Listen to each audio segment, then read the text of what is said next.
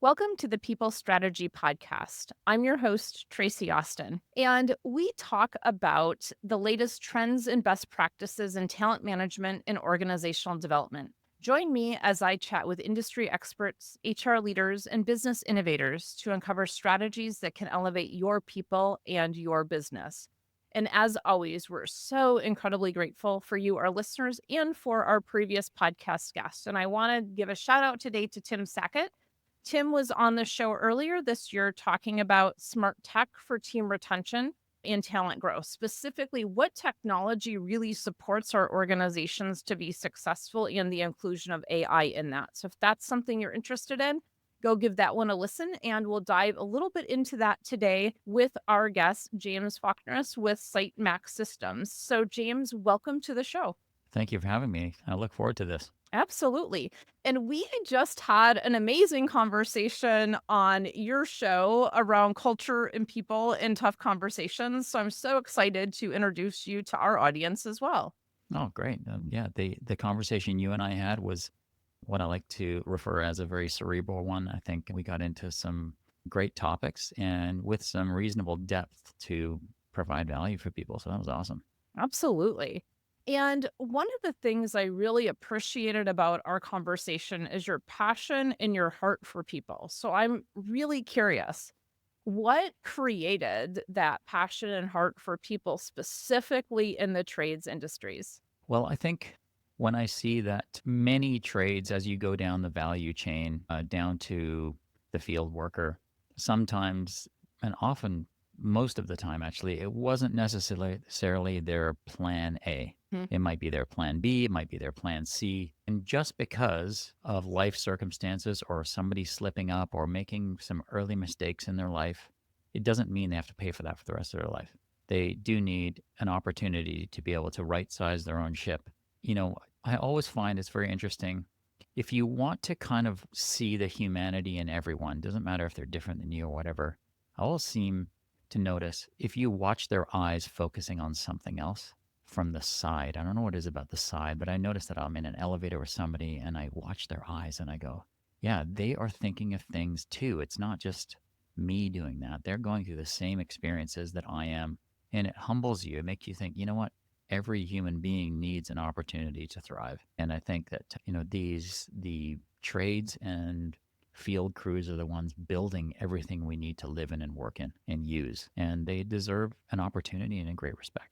Yeah, this belief that every single person matters and every single person brings something very specific to what we're doing. And we can't produce great buildings. We can't produce great projects unless we have people committed to it at every single level of the organization.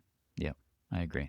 And I wanna kinda touch on tradespeople for a minute because there is a piece of that, like you said, that, why do we go into construction or trades? And some of it is familial, right? It's what we know and have grown up with, Yeah, my dad's in trades, my grandpa, did custom home building, yeah, all of those things, and yet there's such a huge opportunity now that both for income and if they have an entrepreneurial mindset to go out on their own once they have that experience with another firm that I don't think we've ever seen before to this level, especially in the trades. And that's exciting. yeah. It is exciting. I think there are still some elements that especially with the younger generation, you still have this tether to what your parents' expectations are and what their path for you was.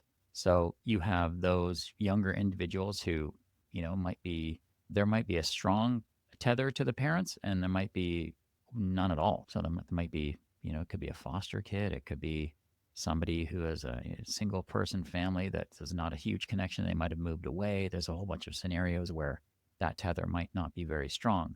But I think the most important thing in terms of the brand of construction and when it comes to the sentiment of going into the trades and that vector of doing that, the sentiment of the parents and when it comes to the meet and greets and show and tells at high schools to go into the trades, I think that the sentiment from the parents driven by only what they see. So somebody who is not in the trades or not in construction and that says, well, my son or daughter is not going to go into, they're going to go to college or university and they're going to do something and I wasn't able to do. And I've been working my whole life so that they can have the opportunity to do something more with themselves. I think the definition of more with themselves is very vague and undefined. We don't know what more means. Does more mean more meaningful?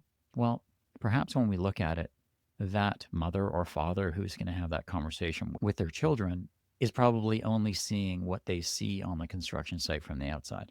What they see is a porta potty that they have to go to the washroom in. They see people who they would mix with that come from varying backgrounds that they might not want them to be friends with. They see things in the news about mental health and suicide in construction. They look at the possible on the distribution curve, the diets of most field workers is not good. Hmm. They're eating to go food, drinking sugary drinks.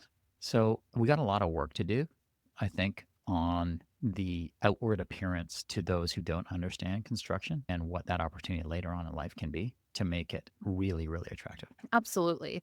And I think with that, there's a client I work with that does several programs where whether it's financial literacy, whether it is a life coach internal, whether it is a chaplain, I just had a Yeah, the gentleman on chaplain. Oh, yeah. yeah. I I heard just about the chaplain on my last podcast. I just listened to that podcast this morning and I was speaking with so the podcast that I believe will come out the week before yours, his name is Greg Brower and he bought janitorial services at 200 employees, built it to 500 employees. One of the key things they did was build in this dream builders program of essentially saying, you know what, we're going to change the perception from the inside out. How are Yeah. we truly caring for our people to ensure that they very specifically have the support internally, that somebody sees them bigger than they see themselves? Like, what are your dreams? So often, I don't think we're asked what our dreams are and daring our folks to dream and support them in reaching those key goals. Yeah, that's a very good point. I think that the dream needs a realignment when, okay, so you had mentioned a couple of situations where there's the different cohorts of people in construction. You have those that it's a generational thing, it's family. They move and perhaps the career path is, no, you got to start from the bottom. There's no nepotism. We're not going to do that. You got to sweep the site first, but we're going to move you up and you're going to have some focus and eventually you can own mommy or daddy's company. Mhm. Great. Or you can become management or whatever it is. There's a career path there from the family side of things. But on the non-family side, because it's not all family. Nope, it's not. It's not. So I don't think it's the family stuff we really got to worry about much. That just seems to be set in stone. It's going to kind of work. Mhm. And there's always this tether again. I'm using the word tether 4 times already. But the tether is that when you talk about the dream, you don't really need to like imagine the dream because it's been manifested in front of you your whole life. If your family was in construction, you don't need to figure that out. You don't need clarity there. It's what they did. And I'm going to be part Well, of that. and I think one point of that is whose dream is it? Okay. Because if it's not your dream to go into it and it's someone else's dream, then it's not anything you're going to be passionate about and want to do for a long period of time. That's a good point. There are going to be those scenarios. It's just interesting when you talk about the dream and passion is the construction project in general is a transfer of passion from whoever it was that wanted to make the project in the first place. Correct. They have their dream of this building or this renovation or this whatever. And now, all the way down the value chain, some people are going to be either really into what they're doing on that project or they're just doing it for a means to an end. Now, depending on how interesting that project is, not everything is. Like, well, if you're doing a warehouse, it's like, okay, it looks like the last one. Yep, we've done But if 20 of these. yeah, but I mean, the higher profile the projects become, the end result is wow, look at that. I mean, I'm just how great the design was, how great, how Mhm. innovative, what new products are they using, what moved things forward, what made people feel that at the end of that project they learned something or they got some kind of a mental memento or reward that's going to go with them throughout their career or that photo that like, oh Yeah. yeah, remember when we did that. I love the question you just asked. What had them feel X, Y, or Z, right? And I think a key to leadership is understanding what folks are after. And in a way, that's the dream. In a way, it is the stepping stones to the dream. So, am I after a feeling of truly working, feeling connected at work with the folks I'm working with? Am I after a feeling of accomplishment or achievement? Am I after impact? Like, what am I after that I can stand behind and say, what I do every day is worth going to work for because I want to be there versus I have to be there for a paycheck? Well, I mean, maybe we could draw some parallels to the way the rest of the world works. Oh, absolutely. I mean, does everyone love everything they do all the time? It's called No. work person. Yeah. And I think No. that there is, we all can't be like, think of a dentist, for instance. I mean, does a dentist, yeah, they get paid well, but do they love like cracking into people's mouths every day and taking cavities and smelling gingivitis? And no, it's horrible. Right. And Right. I mean, that's why it's one of the highest suicide Right. As I is, have a kiddo going into dentistry right now, oh, and the other one's a pilot. So, and the other one's a pilot. Well, so, I we mean, one talk loves about flying. those rates. Yeah, well, depends what airline you're on, I guess. But yeah, I guess the point I'm making is that it might be, how do you get fulfillment through the work? So how does it feel like at the end of the day you didn't waste your time? And I Correct. think that's really it. And it's not necessarily going to be everyone's passion. Sometimes work is, I earn money and I'm able to create a living for myself and create a space for myself to do the passions that I like doing. Yep. Yeah. So it's not always about, I love what I do. It's, I do what I do and I enjoy it. That's most people, hopefully most people. So how do we get to the spectrum of love it every day? I'm the first one there. I live, I can't sleep last night because I'm so excited about going to work tomorrow. From that to, I hate my life. I hate my job. It's a massive spectrum there. So we kind of want Absolutely. to be up here in the 70%. Let's say the horrible is the zero. You want to be in the 70, 75, the B plus kind of area. Can't expect people to be at the 100% MR. Yeah. And I 100% agree with that. And I think that that's where the impact and the fulfillment comes from. And that kind of goes back to, that first question of why the heart for the tradespeople that you're serving every single day. Because when we have something that we're standing for, moving towards, Yeah. that we're excited about, guess what? It's going to drive us through. And I think that that's something that's really important for leaders to know about their people. Like what are they there for? What are they excited about? Because it's not going to be everything. I've got one that comes home that's complaining about sweeping the floors on a site. And I'm going, yeah, but what did you learn? He's like, well, what do you mean? What did I learn?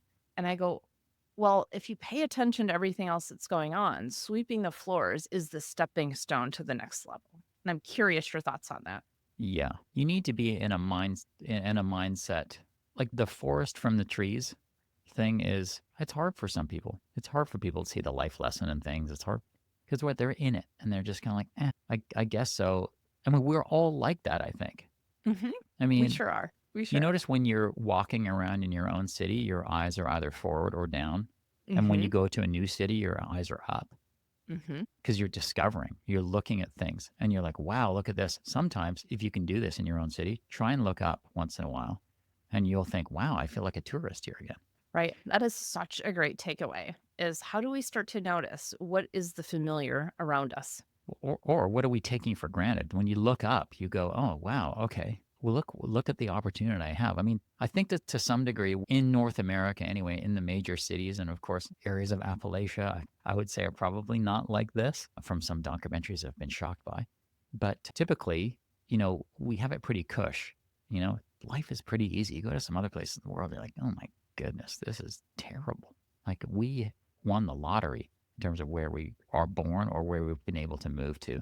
So I think that we don't necessarily see the opportunities we have ahead of us. We're very focused on the what is in front of me to some degree. So the leadership part is very, very difficult in trades and in construction because often as you go down the value chain, we talked about this last time, is that the architectural firms, engineering firms, GCs who have like the great offices, they're designed well, it's all cool, they got great furniture, they get to sit down, they get to look at projects on big screens, they get to do all this stuff. They're like, yeah, this is awesome. Great, awesome. Then the superintendent or the site manager has to or the site engineer has to now be the person out in the field. Like that's the person in war. That's the person that's now got to go and take the bullets and fire the guns. So that person goes, okay, well, you guys have it pretty good in the office here. Like what I got to do is a whole different deal. People show up, they're in good moods, bad moods, satiated, not satiated, Yeah, tired, you not never know tired. what's showing up on the job You site. don't know until that day. So that person is now dealing with a project that has multiple companies all showing up to do business for a business, which is Correct. tell me what other industries like that. Yeah, you really don't have that level of project management and the handoffs that happen throughout the course of a project in other industries as you do in this one. Well, yeah, And that's why you need the controls though, because if you don't have absolutely. process controls, that will the the process controls will stifle the variability, which is what Correct. you want. You want predictable. You want the variables to be not as extreme. You want them to be kind of be, within a pocket. Obviously, there's going to be some variation because you're dealing with human beings, but you want that to be somewhat predictable. And so if you have people when they get the site, they all do their site orientation or they all get there and they do their thing, it's very important for a sub trade also to make sure that they are coming. This is one thing that I think is very, very important is that sometimes we rely on the prime contractor's organization as gospel. And it has to be for their own processes that they have. So, yeah, you have to respect those. But you need to get together with your own crew first, Hmm. get your act together, and then show up for that meeting. But Absolutely. often that doesn't happen. It's just that the first part is missed and you just go straight into the prime contractors one. Correct. So, what are the processes for each of the subs and how do they ensure that they have that?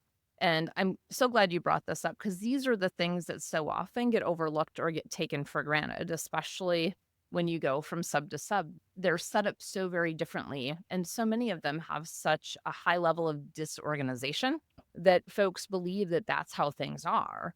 And, it absolutely is not. And I know that's one of the key things that you help support is ensuring that we have this designed accountability that happens within each of the projects and within our core area that we're responsible for, because that then sets up expectations. So, the folks out in the field know exactly what is the expectation of me for the day and what does good actually look like. Oof. Yeah. So there's some positives of where we're at today, and there are some negatives. So what we're seeing is the old school days, there would be the foreman would be there with their crews or the site lead for that crew, and they'd have the aluminum binder, right? They'd have everything in that thing, that big thick one that they had the Hmm. clipboard Yep. integrated inside Yep. it. And that had all the stuff that they were going to do. I actually saw one the other day. They're Did you? still out there. Yeah. Yeah, they're still there. And then they might have some plans with them based on their own plans that they have, like a roll of drawings. So now what we're seeing because of, platforms like Sitemax, for instance, is the democratization of that information is now on everyone's device. So before you would have everyone sit together and look at the same thing and maybe the same piece of paper and they'd be looking at that the same way. And there might be a little bit more project consciousness in the old school way.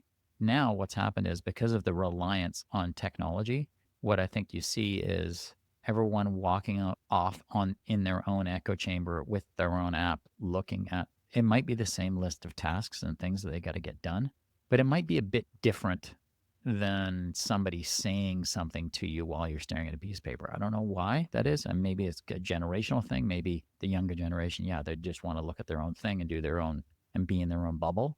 But you do want to make sure that that set of instructions comes with some authority next to it.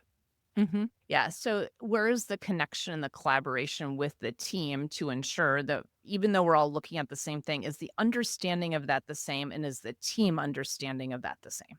That's a very good question because that would be, we're all going to read something a different way. Hmm. Absolutely. So the question is there a unifying voice that's saying, no, no, read it. This is what this means. Hmm. So I think that the cool part is that I don't have to go back to the foreman every time. I don't have to I can basically check off tasks on my own mobile device that I have done that hopefully are set up in a way that I have the authority to say that that is done. I mean, the definition of done is it's very hard when I'm the arbiter of what done is just because I have an app. Right. And that's where that definition of what done is as a team, where some of that training becomes incredibly important and some of the sign offs for new staff coming in, ensuring we have strong onboarding programs. Yeah. Because if we're taking everything and pushing it out onto an app, which the apps are amazing and they're beautiful tools and they're moving us forward so much faster, but we can't lose the people piece of that that's happening. So, as we talked about before, James, I lead leadership development programs for trades folks. And there's one exercise that I always do where I have them look at something, then they all tell me what they came up with and why. I've never had a group where everyone's come up with the same thing. I've never had a group where 50% of the people have come up with the same thing. It's always been one or two might come up with the same thing. Everyone else has a different answer. And it's such an eye opener to we all just looked at the same thing and had the same instructions, and none of us came up with that same answer. So the question is, what do we want to do about that? And how do we take this learning into action on the job site? Okay. Well, there are some technological pieces here that I think are interesting. So we've all seen the Gantt chart of the project, what it's supposed to be doing. And you're going to see that on the subtrade level, just on their piece.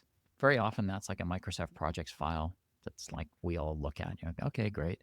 But that doesn't, you can kind of show that in an orientation to the field and say, this is kind of where we think we're going to be. Here are the dates. You can see all the bars and the critical path. You can see that. Great. But the connection to the actual field tasks related to those things, this is where typically it falls off because Yep. your superintendent's going to be able to setting, or your foreman's going to be able to setting the task for the field crews are going to do, but they don't make it back to that other thing. They don't make it back to that Microsoft projects file. So I'll pitch on Sitemax here, but what we have just done is we've connected those two things. Okay. I want to hear more. Tell me more about that. Because it's pretty cool. So basically, within the bar, you'll see a bunch of dots, and those dots are all representing tasks and task lists that are on the field. Okay. So basically, when those things are checked off, you see a progress there of that critical path item, work item, which is amazing because you're not inundating your field crews with super macro movements. They're going on the micro level themselves, and it's relative to them. So let me ask this. Are you tying that back in with your morning kickoff meetings of looking at those things together? Because that is one of the key ways that we're seeing folks are actually still around the same plans, even if it's on their own phone. But that structured morning meeting that kind of kicks off and says, hey, here's our critical path for the day, but what does this actually mean based on what's in front of us? Is that tying those together as well? Yeah. Okay. Amazing. Yeah, that's pretty cool. But I think you do, in order to have the technology, I think the part everyone needs to be aware of is that technology is an enabler. It's not a replacement. So I think that it's a replacement for a piece of paper, but it's not a replacement for attention. It's not a replacement for project consciousness. So I think to some degree, some leaders go, oh, well, it's just on their phone. They got it now. They don't have it yet. You've got to just say, okay, with the thing that you're seeing in the little box in your hand, that means this. Correct. And the definition of done means this. So at least the cool thing is that we can all be changing things on the fly. So like if you had to change something, let's say you have a kickoff meeting and then one of your field crew says, well, actually from yesterday, what you have here on this list is not going to make sense because it could be something like maybe the epoxy there is not set on this and we can't actually do something with that, or there's some kind of a physical impediment that makes that list not quite accurate. Then at least the cool thing is on a mobile app, you can change it right away. Whereas in the old days, you'd have to like go and re-photocopy a bunch of piece of paper. Correct. So it's very dynamic in that way. So that's kind of cool. And so yeah. Something you just brought up that I think is important to note is that person that brought that up and said, hey, this is changing from yesterday, XYZ of the impact of it. In order for him or her to bring that up, there has to be enough trust with that team that allows them to actually say that versus no, it's totally fine. Just go follow the plan. Right. And that's a piece that has not changed, So if we're not building trust into the relationships and the connections that are happening in the field, it doesn't matter how great the app is, we're still going to have the mistakes. Yeah. You're still going to have the mistakes if the consciousness is lower. Yes. Yep. So, I mean, how do you have a top-down consciousness value all the way through the organization? I think that's what matters. Sometimes there's a bit of a delta between the brass at the top and then the people doing the work on the front lines. And you can see it in the Christmas parties. Like you go to the Christmas party and you're like, okay, oh my God, there's the president. It's like, okay, yeah, but that president needs to inspire you. You need to be able to look at that person and see them at the Christmas party, and there not to be this gap of They're not on a pedestal? Yeah, there's like kind of remove the royalty gap. You know what I mean? Yeah. It's hard to do because there's obvious things there that person who's up and high, if you could call it that, has earned that right to be there. I mean, there's a whole bunch of things there. There's Yeah. access, there's holidays, there's pay, there's freedom, there's all these things Mhm. that make people aspire to be those people. But there is something that I've always found very important within leadership, especially in sub trades, is making sure that each direct report is representing their position to the people who report to them, that it's of value and desired. Because that is motivating to people who feel that there's an opportunity in construction to be able to do something. So if they see their direct report and they're like, "Ugh, that person's always coming to site and upset and always like frustrated, and I don't want that life. I'd rather just kind of stay where I'm at and phone it in." Right. That's bad. Because, Right. but it means at some point, all the way up the line, it's like that. Sometimes there's a leadership delta at the top. That gap is like it's like a disease that goes all the way through the organization. So nobody wants anybody's next strata's position because it looks terrible. So how do we, one, change it so it's not so terrible? And two, how are we presenting in a way that we're actually pulling people under our wing to bring them up? Because the more we do that, the more likely they're going to learn on the job. So they're not thrown into a position where they don't have that life vest, so to say. And with the right support, they can grow because they've groomed that underneath them. And I don't know if you see this, James, but what I so often see is that in the organizations where there's not a great talent pathway program and there's not the grooming that happens, we have that gap. In the organizations where there is, that mentoring or that grooming from position to position, essentially a rule that says you're not going to get promoted until you bring the person up underneath you that can take your position. It completely changes the culture and it changes how that next position is actually perceived. Yeah. I think it's going to depend on the top down behavior of how satisfied that owner or operator or leadership is with what they're doing. If that person is like tired and jaded and all they want are people around them who can just execute because they're tired. And those people are doing it because they can, because they have the skills in order to be able to do that, but they're not necessarily inspired. And those capable people, what can happen is they can keep getting paid more and more and more and more because that person needs to have them stick around, but they're not necessarily doing the right things for the business. They're staying for the Mhm. wrong reasons. And those reasons can be an issue down the value chain because there's no transfer of passion. There's no transfer of purpose. All there is a means to an end all the time. So if you talk about having, the career path programs for inspiration, motivation, and all this, and you're expecting that from somebody that doesn't even like their company, It we doesn't find work. that Yeah, it's construction is hard. It's very, very hard. The minute that the ink is dry on a signature that a project is going to go forward is the minute it changed because suddenly the weather changed and now there's going to mhm, be a storm. It was nothing to do absolutely. with any human's problem, but now there's a delay already. So the date changed the next day. So we are in this dynamic thing where it takes a lot of resilient people to have the same purpose to move a project forward. And right now, construction is very, very difficult for a number of reasons, from the control of costs, the control of mental health. They're the variables for somebody to have a predictable business is very, very difficult.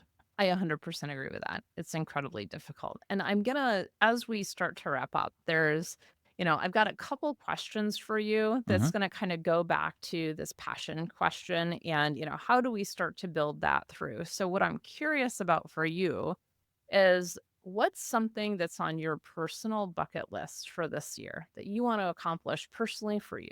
Personally, I mean, I have, oh man, the issue I have with my bucket list is I have so many passions and so many things that are not career related. I I don't don't share want them. a career related I thing. know, but I don't share them because it looks like my eyes off the ball and it's not. What's something on my bucket list?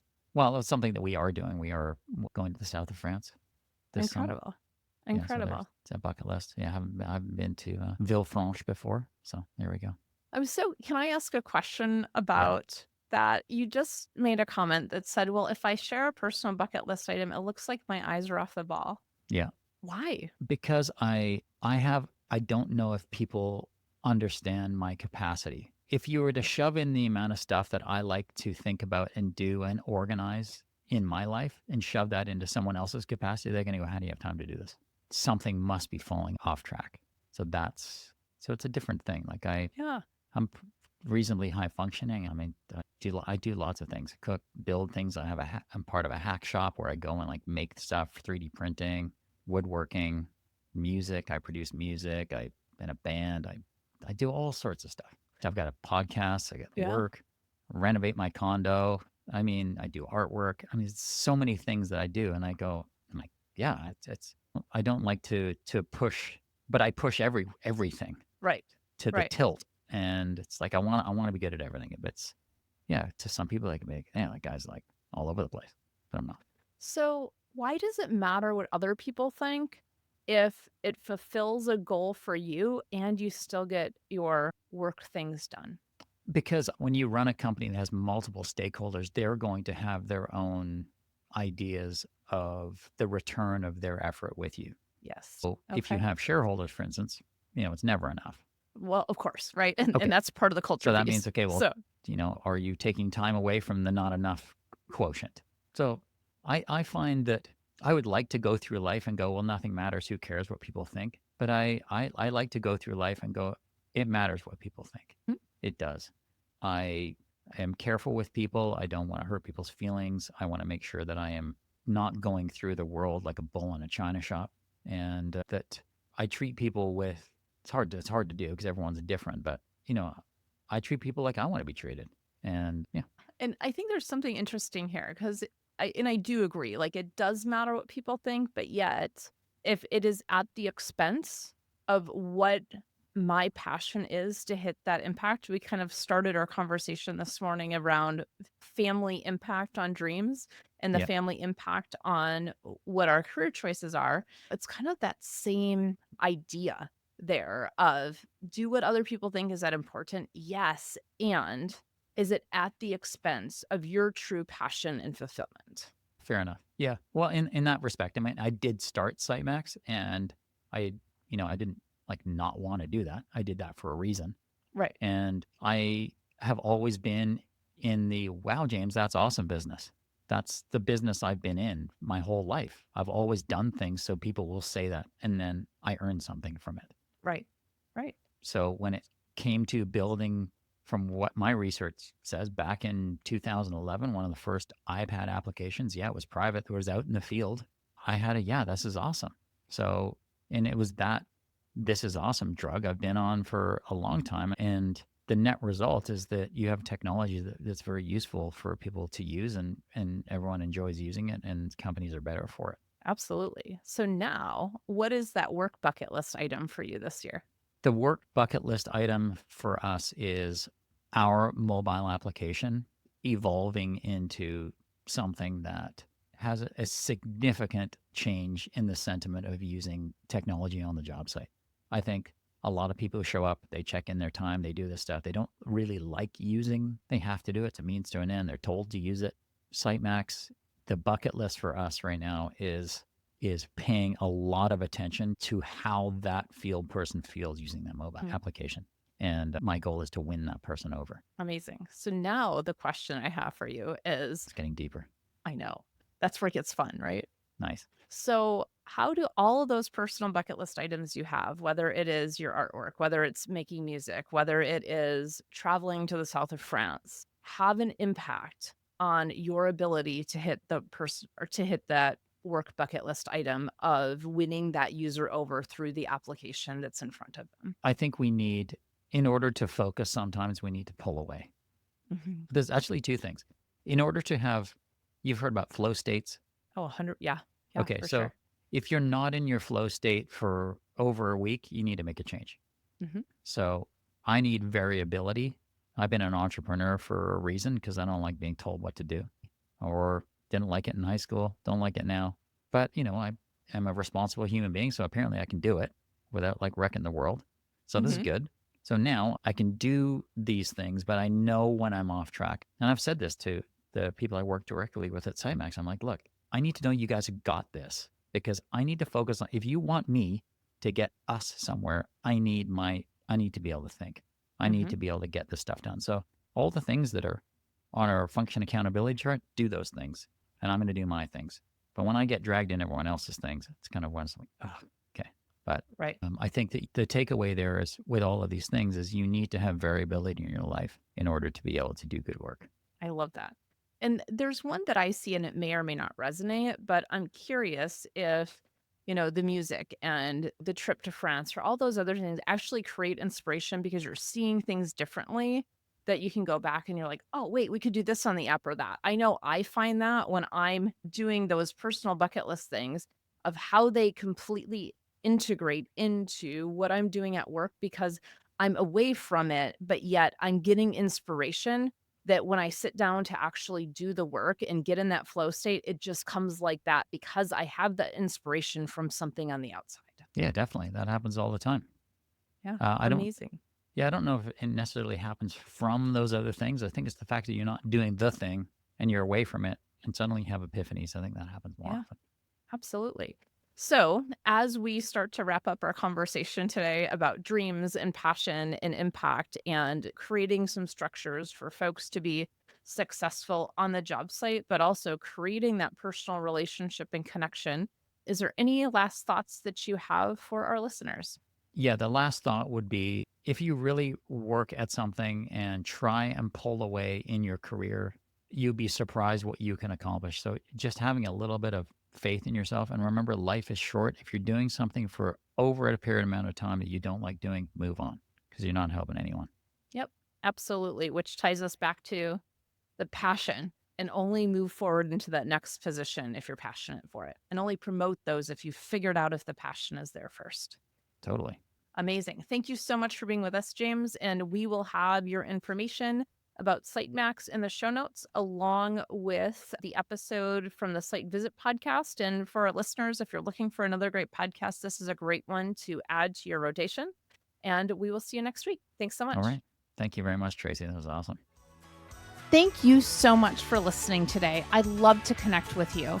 If you'd like to connect, you can find me on LinkedIn at Traci, Traci Austin, and at our website at elevatedtalentconsulting.com. If you'd love to learn more about our process, please reach out to us. And again, thank you so much for listening and sharing your feedback with us through a review. Have a fantastic day.